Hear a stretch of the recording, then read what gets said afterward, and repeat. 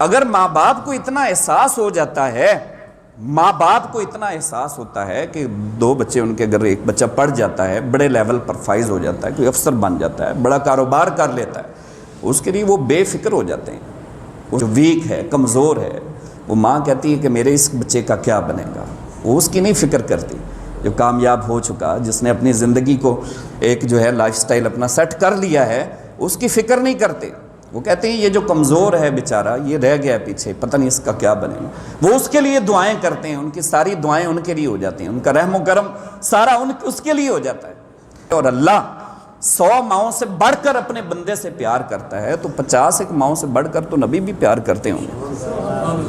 اگر اللہ اتنا پیار کرتا ہے تو نبی صلی اللہ علیہ وسلم کتنے حریص ہیں اپنی امت کے متعلق، آپ اس کا تصور نہیں کر سکتے دوستو۔ آپ صلی اللہ علیہ وسلم نے فرمایا میری شفاعت نیکوکاروں کے لیے، متقی پرہیزگاروں کے لیے نہیں ہے، ان کو تو اللہ نے بخش ہی دینا ہے، میری شفاعت ان لوگوں کے لیے ہے جنہوں نے زندگی میں گناہ کبیرہ کیے ہیں۔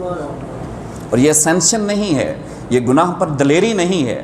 مسئلہ یہ ہے کہ اگر ہمارے نبی صلی اللہ علیہ وسلم ہمارے لیے اتنا کچھ کر رہے ہیں، ہمارے لیے اتنا حریص ہیں، ہمارے لیے اتنی چاہت ہے آپ صلی اللہ علیہ وسلم کی کہ آپ برداشت بھی نہیں کرتے کہ میرا امتی جہنم کی طرف جائے، تو پھر ہم امتی کس منہ سے کہلا رہے ہیں؟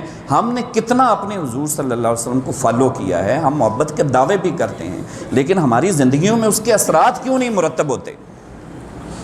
ہم نے کتنا آپ صلی اللہ علیہ وسلم کے فرامین پر عمل کیا ہے؟ ہم یہ سمجھتے ہیں کہ شاید داڑھی والا انسان جو ہے وہ اسلام پہ عمل پیرا ہوتا ہے، وہ سنتوں پر عمل کرتا ہے، وہی مذہبی آدمی ہے۔ یہ ضروری نہیں ہے کہ ہر داڑھی والا بندہ مذہبی ہو، داڑھی کے بغیر بھی بندہ مذہبی ہو سکتا ہے۔ میں یہ نہیں کہتا کہ آپ داڑھی نہ رکھیں، لیکن داڑھی شریف ایک سنت ہے، داڑھی شریف ایک سنت ہے، داڑھی شریف رکھنا۔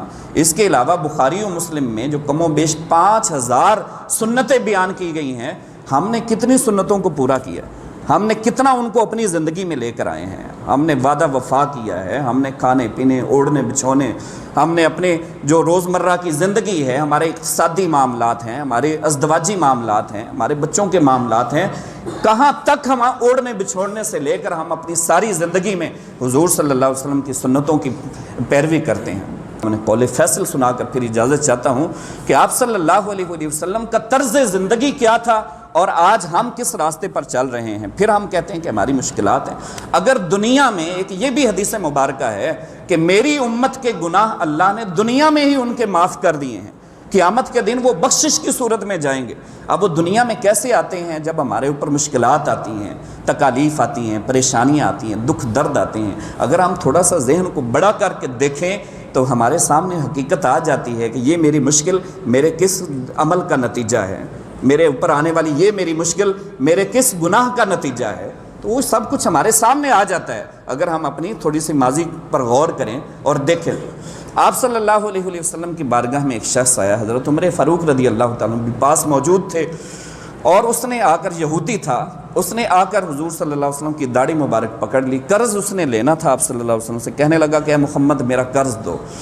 آپ نے فرمایا کہ میاں دے دوں گا آپ کا قرض۔ اس نے پھر داڑھی کو پکڑا دوبارہ اور جھنجھوڑا، کہنے لگا میں کہہ رہا ہوں نا قرض دو۔ آپ نے فرمایا بھائی دے دوں گا، میں نے وعدہ کیا ہے تمہارے ساتھ، میں دے دوں گا۔ اس نے کہا تم باتیں کرتے ہو، بڑے تمہارے جیسے دیکھے ہیں میں، لوگ وعدہ کر کے مکر جاتے ہیں، میرا قرض دو نہیں تو میں آپ کو چھوڑوں گا نہیں۔ حضرت عمر فاروق رضی اللہ تعالیٰ آگے بڑھے، آپ نے فرمایا کہ بدبخت، اگر تو نے دوبارہ یہ حرکت کی تو پھر تمہارا سر ہوگا زمین پہ، تمہارے میں گردن قلم کر دوں گا۔ تو وہ شخص آگے بڑھا، آپ نے کیا فرمایا حضرت عمر کو؟ اب یہ حضور صلی اللہ علیہ وسلم کا عمل دیکھیے، کیونکہ ٹائم کم ہے، میں بات کو کلوز کرتا ہوں۔ آپ نے فرمایا کہ اے عمر تم غصے کیوں ہوتے ہو؟ میں نے اس کا قرض دینا ہے، میں نے اس کا قرض دینا ہے، میں نے اس کے پیسے دینے ہیں، تم اس کا حق بنتا ہے، وہ جس انداز سے مجھ سے مانگے اس کا رائٹ ہے، تم کیوں غصے ہو رہے ہو؟ وہ شخص قدموں میں گر گیا، کہنے لگا کہ اے اللہ کے نبی میں تو آپ کا امتحان لے رہا تھا، آپ واقعی اللہ کے سچے نبی ہیں۔ وہ شخص کلمہ پڑھ کر دائرہ اسلام میں داخل ہو جاتا ہے۔ آج ہم اپنی طرز زندگی کو دیکھیں، کیا ہمارا یہ رویہ ہے؟ ہم حسن سلوک کے معاملات میں، اپنے دیگر اقتصادی معاملات میں اور دیگر اپنے معاملات میں ہم کس حد تک جاتے ہیں، اور ہمارا طرز زندگی کیا ہے؟ ہم کتنا حضور کی سیرت کو اپناتے ہیں؟